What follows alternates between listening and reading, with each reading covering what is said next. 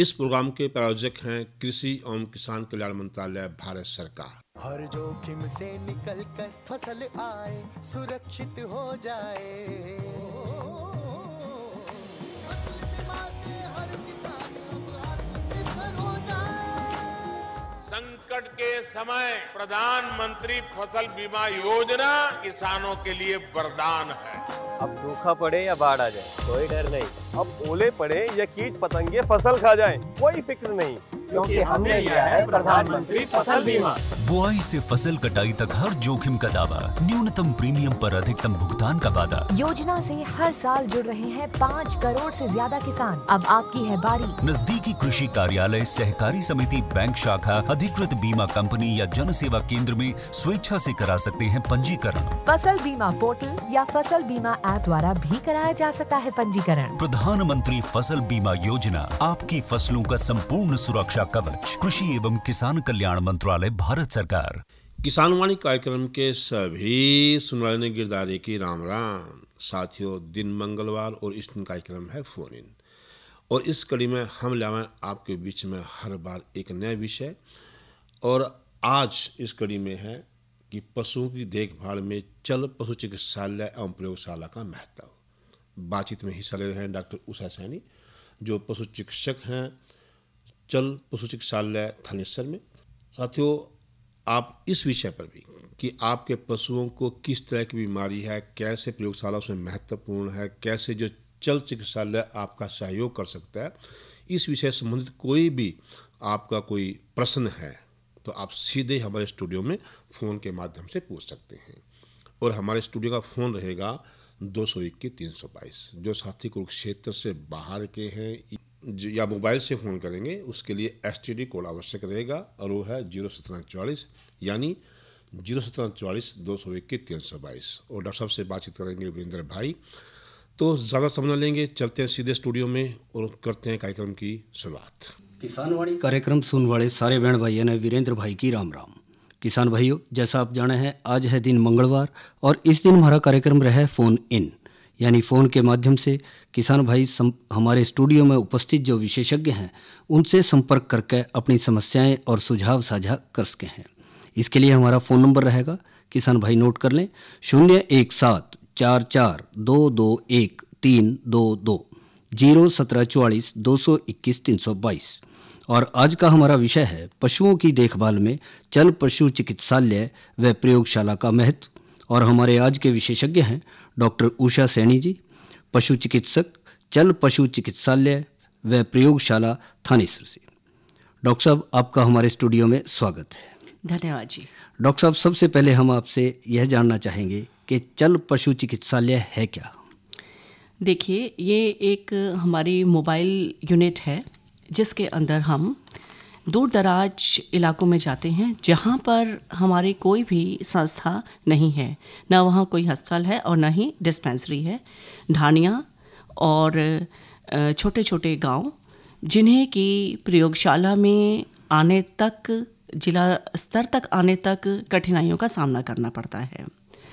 इसका उद्देश्य यही है कि हम उन लोगों को नई से नई तकनीक के बारे में जानकारी दें, उन्हें पशुओं के प्रबंधन के बारे में बताया जाए, प्रयोगशाला में होने वाले तरह तरह के टेस्टों के बारे में, नई तकनीक के द्वारा ऐसी बीमारियों का इलाज समय पर हो सके, ताकि उन्हें पशुपालकों को ज़्यादा से ज़्यादा लाभ मिल सके और बीमारी पर होने वाला खर्च भी कम किया जा सके। डॉक्टर साहब, आपने बिल्कुल सही कहा कि उनका सही समय पर सही इलाज हो सके।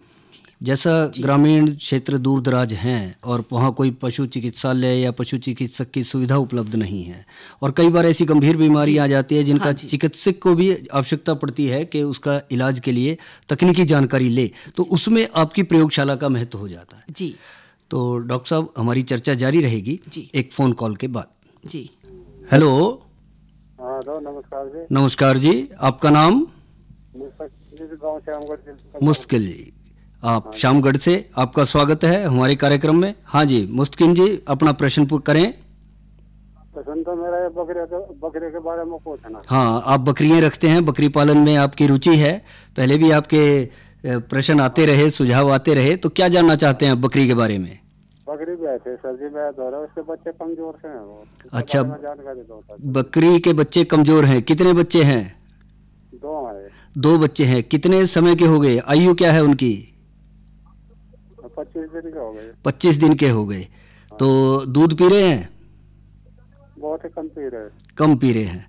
और बकरी दूध सही उतार रही है, ठीक दे रही है? सही उतार रही है, बकरी तो सही उतार रही है। अच्छा, पर बच्चे दूध नहीं पी रहे हैं। डॉक्टर साहब, मुस्तकिन भाई के बकरी के बच्चे हैं जो का स्वास्थ्य उनको कमजोर लगता है। जी देखिए, दूध से सारी आपूर्ति नहीं हो रही है।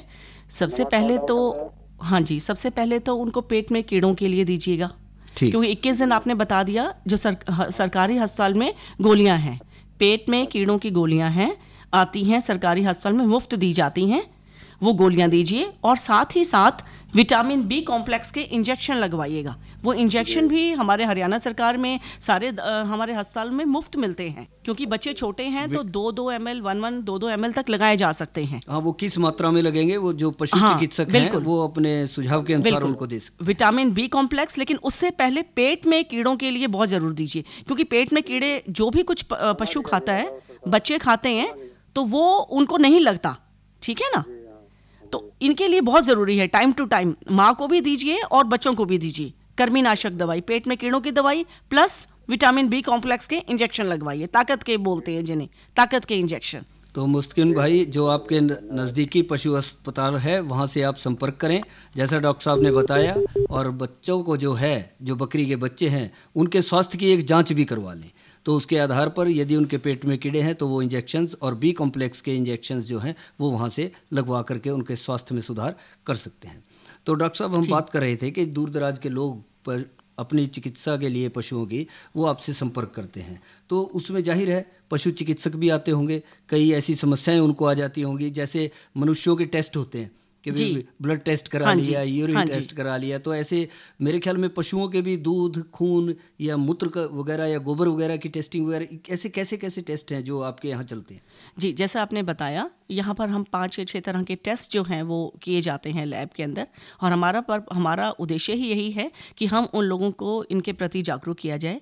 जैसा अभी हमने बताया कि पेट में जो कीड़े हो जाते हैं, अब अंधाधुंध जब हम उन्हें पेट में कीड़ों की दवाइयाँ दे रहे हैं तो वो दवाइयाँ कारगर नहीं हो रही हैं।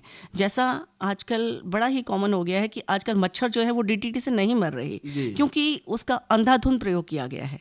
तो हमारा निवेदन पशुपालक भाइयों से यही है कि सबसे पहले आप उस गोबर को लैब में टेस्ट कराइए, और उसमें किस तरह के कीड़े हैं, चपटे हैं, गोल हैं, क्योंकि कीड़े भी अलग अलग तरह के होते हैं। कई बार देखा वो छोटे बछड़ों में उनमें जूने पड़ जाती हैं, और वो दूध से ही आ जाती हैं। वो कहेंगे जी अभी तो 10 दिन का ये कुछ हुआ ही नहीं, लेकिन वो दूध से ही आ जाती हैं। मतलब वो दूध पिएंगे और दूध से ही वो जूने जो हैं उस कटड़ू बछड़ू के अंदर आ जाती हैं, और जो कि वो पूरा बॉल बना के इतना ब्लॉक कर देते हैं कि वो उसके लिए बहुत मुश्किल हो जाता है, कब्ज की समस्या हो जाती है। तो उसके अंदर हमारा यही सुझाव है कि सबसे पहले गोबर जो है एक माचिस की डब्बी में लेके आइए, और उससे जो है वो टेस्ट होगा, पता चलेगा कि किस तरह के कीड़े उसके अंदर हैं, और उसके हिसाब से फिर कृमिनाशक दवाई, पेट में कीड़ों की दवाई उसे दी जाएगी। और यह गोबर आपने ध्यान रखना है कि कई बार तो हमने देखा कि ना आधा किलो, 1-1 किलो तक का गोबर जो है ना पॉलिथीन में लेकर आते हैं। नहीं, सिर्फ बकरी की मीगनी जितना थोड़ा सा गोबर माचिस की डब्बी में सैंपल के तौर पर, और साफ, मतलब कोशिश तो ये हो कि वो सीधा ही वहां से मतलब निकाला गया हो, नीचे जमीन पे ना गिरा हो, वो कॉन्टेमिनेट ना हो मिट्टी से, हाथ में इकट्ठा साफ, हाँ, ये ग्लव्स पहन के, सर्फ पहन के साफ गोबर जो है वो लिया जाए, और उसको जो है कोशिश, अब गोबर है आराम से, कोई बात नहीं, 4-5 घंटे जितने भी लगते हैं वहाँ आप उसको प्रयोगशाला में पहुँचा सकते हैं। या जब भी, हमारा भी यही उद्देश्य होता है कि जब हम वहाँ जाते हैं दूर दराज इलाकों में, तो हम उनको समझाया जाए कि कृमिनाशक दवाई का प्रयोग अंधाधुंध ना करें, प्रयोग करें, टेस्ट करवाएं, फिर दवाई जो है वो ली जाए, फिर दवाई का सेवन किया जाए। दवाई डॉक्टर की देखरेख में, नजदीकी पशु चिकित्सक की देखरेख में, और टेस्ट के बाद ही दी जाए। यहाँ पर डॉक्टर साहब एक प्रश्न जानना चाहेंगे जी, जो आम लोगों से जुड़ा हुआ है, जो कृमिनाशक के रूप में कई पशुपालक भाई, पशुपालक बहनें जो हैं वो पशुओं को, कटड़ू बछड़ुओं को खट्टी लस्सी पिला देते हैं। या इस तरह के जो घरेलू उपचार हैं वो करते हैं, क्या ये सही है? ठीक है, देखिए वो उनका अपना है, उनकी कई बार हो जाता है कि वो नहीं हो रही, दवाई भी नहीं मिल रही है और ये बड़े ही पुराने उनके चले आ रहे हैं, तो कोई बात नहीं। जैसे देखो पिछले ज़माने में भी कई बार क्या होता था, ये बकरियां होती थी, बकरियां खेतों में जाती थी और नीम खाते थे, नीम के पत्ते खाती थी, तो ऑटोमेटिकली इनकी डिवॉर्मिंग हो जाती थी, ऑटोमेटिकली हो जाता था ना। ये तो कुदरत ने ऐसे नियम बनाए हैं और हमारा तो आयुर्वेदिक और जड़ी बूटियों से इलाज, तो ये तो हमारी परंपरा रही है, यानी प्राकृतिक चिकित्सा के रूप। हाँ जी, आजकल तो प्राकृतिक चिकित्सा हम पशुओं में काफ़ी हद तक इस्तेमाल भी कर रहे हैं, क्योंकि इनके कोई साइड इफेक्ट्स नहीं है ना, कोई इनका बुरा प्रभाव तो है नहीं पशु के ऊपर जी। हाँ जी। और इसके साथ साथ जैसे ये कहा कि पशुओं में जूनों की समस्याएं आ जाती हैं, कई तरह की आ जाती है। कई बार ये समस्या देखी गई है कि जैसे आजकल मौसम बदल रहा है, इसका प्रभाव जो पशुओं के शरीर पर भी दिखाई देगा, खासकर जो गाय हैं या संकर नस्ल की गायें हैं जिन पशुपालकों के पास, उनमें परजीवी बहुत आएंगे। हाँ जी। और उसमें जैसे चिचड़ी जो है एक ऐसा परजीवी है जो कि पशुओं के शरीर पर उसकी संख्या में कोई गिनती नहीं, यदि थोड़ा सा भी साफ सफाई से हट जाए बिल्कुल तो वो खून वगैरह चूसते हैं। तो उसमें भी क्या खून के टेस्ट के जरिए इसकी रोकथाम संभव है? जी, आपने बहुत ही अच्छा सवाल किया। देखिए जितने भी ये रोग जो है ना, चिचड़ी बुखार के नाम से आ रहा है हमारा पास, तो ये जो है ये चिचड़ी से होता है। अब चिचड़ी वो कहेंगे जी, हम जब आपसे जब पूछते हैं भाइयों से कि चिचड़ियाँ लगी हुई हैं, नहीं जी एक आधी ही लगी हुई है, ये एक आधी ही सारी जड़ की बीमारी है, क्योंकि ये चिचड़ियाँ जो हैं ये एक ही काफ़ी है बीमारी फैलाने के लिए। तो उसके अंदर क्या होता है कि ये चिचड़ी खून चूसती है, खून चूसने के बाद ज़मीन पे आएगी, अंडे देगी और फिर जो है वापस पशु के शरीर बाद में पशु के शरीर पे चढ़ जाएगी। तो सबसे पहले तो हमें इस साइकिल को रोकना है। जो भी हम दवाइयाँ देते हैं, ब्यूटेक्स आ रही है, हमारी जो भी दवाइयाँ आ रही हैं, इस साइकिल को हमें रोकना है। अच्छा, उनकी ये भी शिकायत होती है जी, बहुत बार बार जो है हमने दवाइयाँ भी लगाई लेकिन ये नहीं हो पा रहा, चिचड़ियाँ खत्म नहीं हो पा रही। हाँ, कई किसान भाई ये कहते हैं कि पशु का खून मीठा है। खून मीठा है, खून मीठा है, खून मीठा नहीं, खून तो सबका बराबर है। देखिए हम लापरवाही बरत लेते हैं। आपने क्या किया कि दवाई लगाई, पशुओं के शरीर पर दवाई लगाई और उसमें दवाई का असर हुआ। वो डॉक्टर साहब, हमारी चर्चा जारी रहेगी। एक फोन कॉल। जी बिल्कुल। हेलो। हेलो, हाँ जी, नमस्कार जी। नमस्कार जी, आपका नाम? नेत्रपाल बोल रहे हैं जी, गांव अलावड़ा से। नेत्रपाल जी, गांव अलावड़ा से। नेत्रपाल जी, आपका स्वागत है, अपना प्रश्न करें। एक दोस्ती है जी 2 साल की। अच्छा जी। और उसके 10 दिन बंद होते, गोबर जमी पतला कराए जी। पतला गोबर कराए। आजकल बरसीन ज्यादा हो रही है, बरसीन खिला रहे होंगे कि भाई अच्छे स्वस्थ हो जाएगी। जमी भी दोनों चीज खिला रहे हैं जी। बरसीन और जमी भी खिला रहे हैं। सूखा। और ये डंगर भी तो है जी 4-5 है। अच्छा, उनको कोई असर नहीं है 4-5 दूसरे डंगरों में? अच्छा, ये हॉस्पिटल में गया था जी। अच्छा, उन्हें पेट के कीड़े की दवाई दी थी, रोसी भी गोली दी थी। अच्छा, वह दी थी, उनका कोई आराम नहीं हुआ जी। उससे कोई फर्क नहीं पड़ा। डॉक्टर साहब, एक भेच है जी 2 साल की जोटी है, कह रहे हैं और पशुओं में कोई प्रभाव नहीं है, हरा चारा वगैरह दे, पर इसमें दस्त नहीं रुक रहे हैं। देखिए कई बार ना ये हर पशु का अलग अलग सिस्टम है और उसको आप कितना भी कर लो ना, वो ये होता ही नहीं है, ठीक ही नहीं होता। लेकिन जैसे देखो, एक तो हरा कम कीजिए, आप हरा कम कीजिए ना, थोड़ा सूखा भी दीजिए उसे, सूखा दीजिए ना। दूसरे पशुओं के से अलग इसको चारा दें थोड़ा सा, बिल्कुल। इसके चारे में खुराक में बदलाव करें। उसके अंदर है जी, बूस्ट तो मिल जाते हैं जी, तो भी उसके अंदर है। ठीक है, इस वाले में थोड़ा और मात्रा ज्यादा बढ़ाई। पहला तो ये हरा कम कीजिए। अब आपने पेट में कीड़ों की भी दे दी, ठीक है ना, तब भी कोई फायदा नहीं हुआ। और दूसरी सल्फर ड्रग्स आ रही हैं। देखो सल्फा है, बायोट्रिम करके आता है हमारे पास में, एक 3 केयर करके बोलस आता है, सरकारी अस्पताल में अवेलेबल है और इसका बहुत ही अच्छा रिजल्ट है, बहुत ही अच्छा रिजल्ट है। ठीक है, तो गोली दी थी जी, 5-6 गोली पेड़ी सी। हाँ जी, हाँ जी, कोई फर्क नहीं हुआ, क्योंकि ये जो गोलियां ना आपको लंबे समय तक देनी पड़ेंगी जी। नहीं 6 नहीं, फिर आपको बाहर कम से कम आपको 5-6 1 हफ्ता तो इसका पूरा की पूरा कोर्स करना ही पड़ेगा। ठीक है ना जी। आजकल देखिए सबसे बड़ी समस्या ये पता है समस्या क्यों है? ये 24 घंटे तो खूंटे से बंधी हुई हैं, ना कोई व्यायाम हो रहा है, ना ये बाहर जाती हैं। सबसे पहले घूमने जाती थी, तालाब पे पानी पीने जाती थी, बाहर चरने जाती थी, हाजमा बिल्कुल सही रहता था। नहीं खोलता जी हम तो घंटा आध घंटा तो खोल हाँ जी। घंटा आध ठीक घंटा है। तो नेत्रपाल जी हाँ जी। ठीक है, आप अच्छा कर रहे हैं, परंतु फिर भी जो ज़्यादा कुदरती चाहिए। तौर पर जो बाहर घूमने जावे थे, डंगरा न ले जा रहे थे, अब उस में अंतर आ रहा है। और इसके साथ साथ उससे बहुत फर्क है, क्योंकि खुले खेत में जाने की जगह नहीं रही, गऊ चरान नहीं रहे आसपास, या फिर खेतों में सड़कों के किनारे फसल में मुंह मारने का डर है, कोई दवाई छिड़क रखी हो उसका डर है। तो आप जैसे पशुपालक भाई सारे उसका प्रभाव रखें। 25 किले पड़े हो रहा है उसमें डंगर सब इसी में अच्छा अच्छा, चलो अच्छी बात है, बहुत अच्छी बात बताई आपने कि काफी हरा जगह कम है, कीजिए, पर हरा थोड़ा कम हरा कम करें। इसके साथ साथ जो नजदीकी पशु चिकित्सक है उनकी सलाह फिर लें, जैसे डॉक्टर साहब ने कहा, फिर भी नहीं समस्या का समाधान हो रहा है, उनकी सलाह के अनुसार आप पशु का गोबर भी टेस्ट करवा सके हैं। देखिए जांच करवा उसमें सकते हाँ एक ऐसा है, देखिए अगर वो दस्त हैं और वो शूटिंग टाइप है, शूटिंग टाइप मतलब पिचकारी की तरह मार रही है, तो फिर वो हमें और भी ध्यान रखना पड़ेगा, और उसकी हालत भी मतलब हड्डियां भी निकल रही हैं, फिर वो टीबी और जेडी की तरफ भी हम देख सकते हैं कि टीबी आंत की बीमारी भी हो सकती है, उसके भी हमें ध्यान रखना पड़ेगा। ठीक है ना, वैसे ये बीमारी नहीं है, लेकिन अगर लंबे समय तक ये रहेगा और ऐसा कोई उपचार नहीं हो पा रहा है और वो जो जानवर है हमारा वो रिस्पॉन्ड भी नहीं कर रहा है, तो फिर हमें इस तरफ भी ध्यान रखना पड़ेगा। डॉक्टर साहब चर्चा जारी रहेगी एक संदेश के। किसान भाइयों राम राम। मौसम पूर्वानुमान एवं कृषि सलाह के साथ मैं हूं डॉक्टर ममता, मौसम विशेषज्ञ, चौधरी चरण सिंह, हरियाणा कृषि विश्वविद्यालय कृषि विज्ञान केंद्र कुरुक्षेत्र। किसान भाइयों, जिले का आज का अधिकतम तापमान 28.4 डिग्री सेल्सियस रहा, जो कि कल के मुकाबले 0.9 डिग्री सेल्सियस अधिक है। न्यूनतम तापमान 14.9 डिग्री सेल्सियस रहा, जो कि कल के मुकाबले 1.2 डिग्री सेल्सियस कम है। नमी की बात करें तो सुबह और शाम की सापेक्ष आर्द्रता 91 और 29% रही। हवा की रफ्तार 12 किलोमीटर प्रति घंटा रही और सूर्य के चमकने की अवधि 9 घंटे 16 मिनट रही। अब हम बात करते हैं आने वाले मौसम के पूर्वानुमान की। किसान भाइयों, 11 मार्च तक मौसम आमतौर पर खुश्क रहने का पूर्वानुमान लगाया जा रहा है। इस दौरान तापमान में कोई बदलाव न होने, वातावरण में नमी की मात्रा में गिरावट आने का पूर्वानुमान लगाया जा रहा है।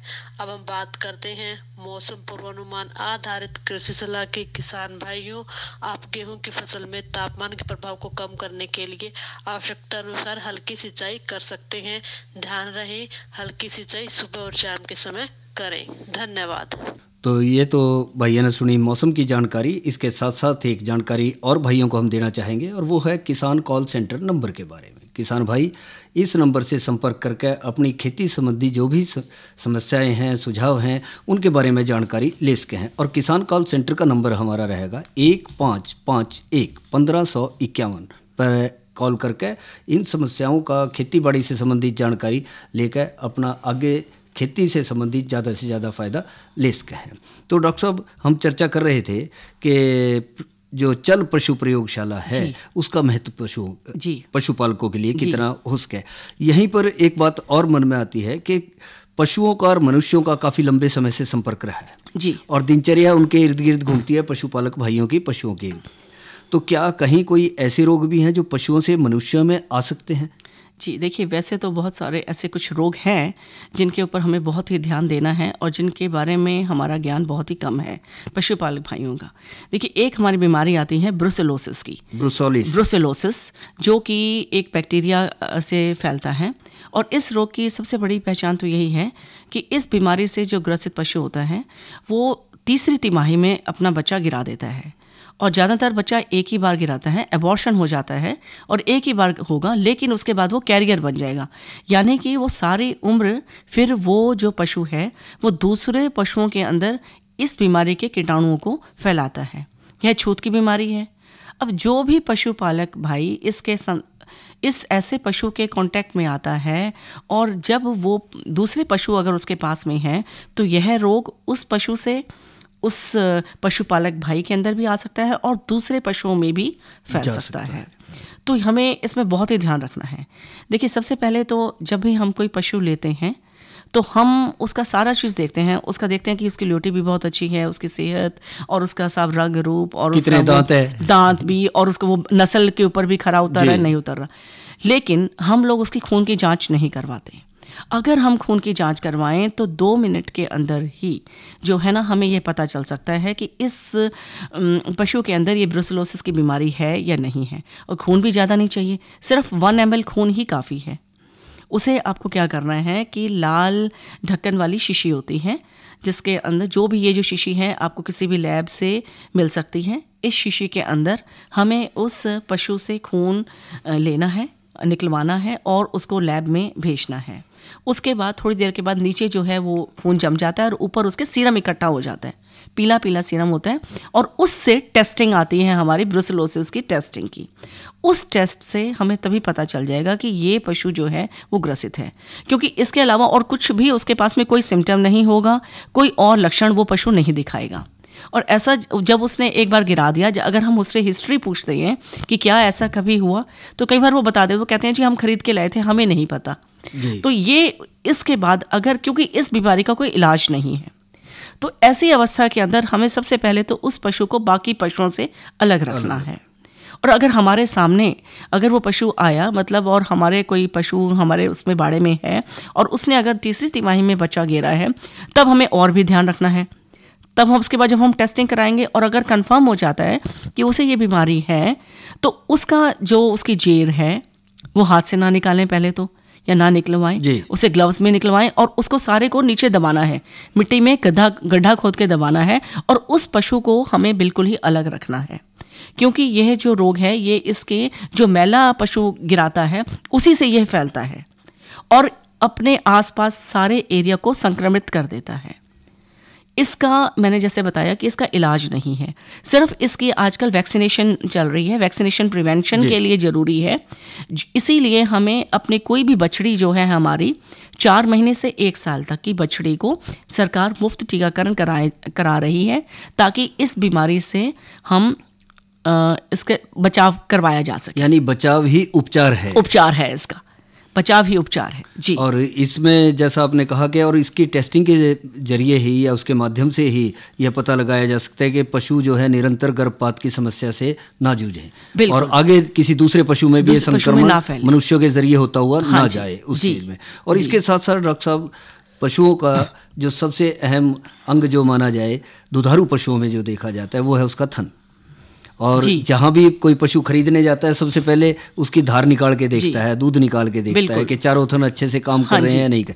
कई बार जो ज़्यादा दूध देने वाले खासकर संकर नस्ल के जो पशु हैं उनमें एक समस्या आ जाती है गांठ बनने की, छेछड़े आने की, या एक आम भाषा में थनैला रोग जी। तो इसका भी कोई टेस्टिंग के जरिए पता लग सकता है? बिल्कुल। या क्या ध्यान रखें? बिल्कुल, ये एक बहुत ही गंभीर रोग है, क्योंकि इसमें क्या होता है कि पशु को तो डबल मार पड़ती है। एक तो दूध कम हो गया और दूसरा जो उपचार इसका खर्चा जो आता है इस बीमारी का वो बहुत ज़्यादा है।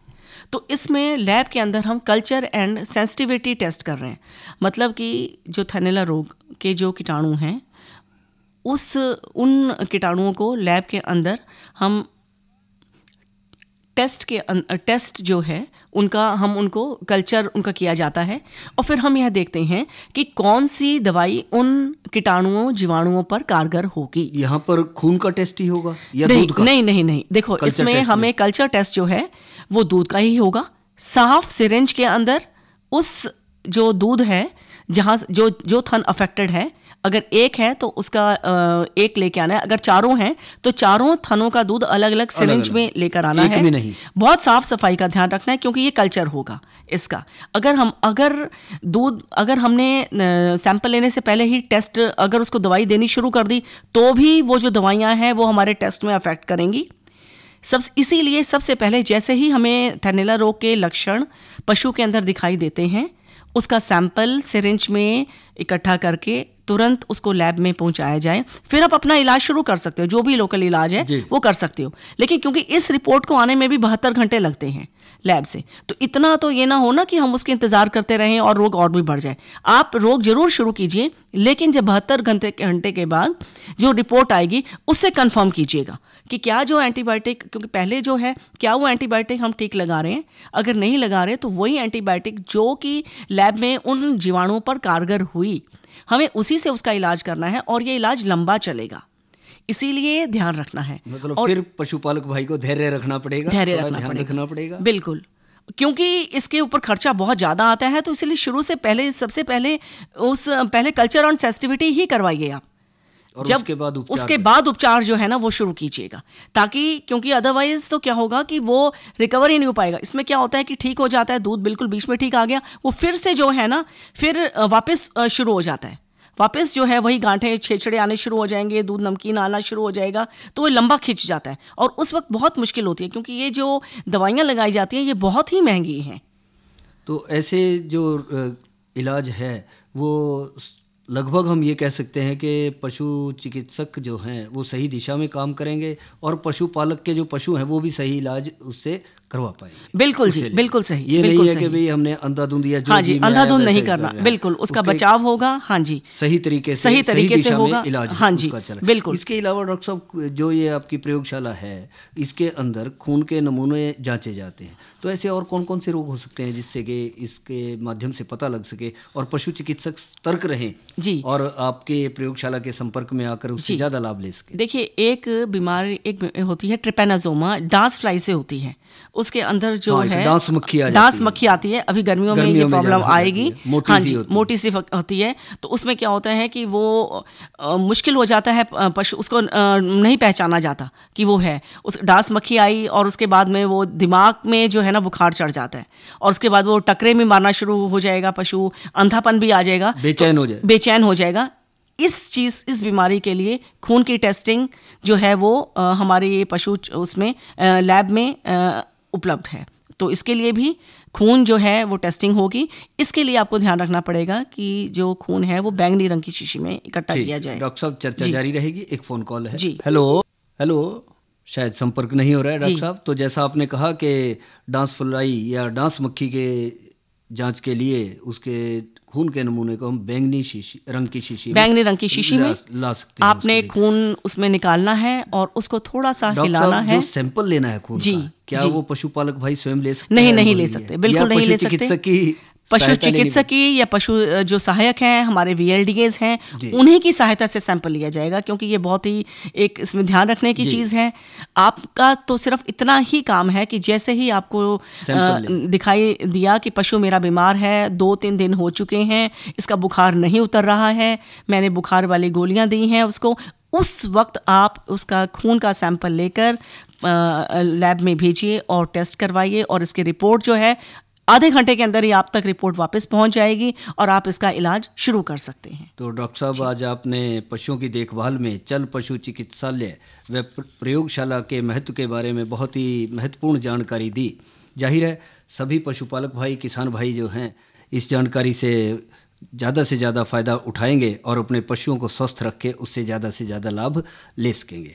तो डॉक्टर उषा सैनी जी, आपका यहाँ आने के लिए और ये सब जानकारी देने के लिए बहुत बहुत धन्यवाद। धन्यवाद जी। इस कार्यक्रम के प्रायोजक थे कृषि एवं किसान कल्याण मंत्रालय, भारत सरकार। अरे क्या कर रहा है? इधर हम बोल रहे हैं, तेरे बीजू का पुतला बोल रहा है? पक्षियों से तो हम खेत को बचा लेते हैं, पर इन घातक रसायनों से कैसे बचाएं?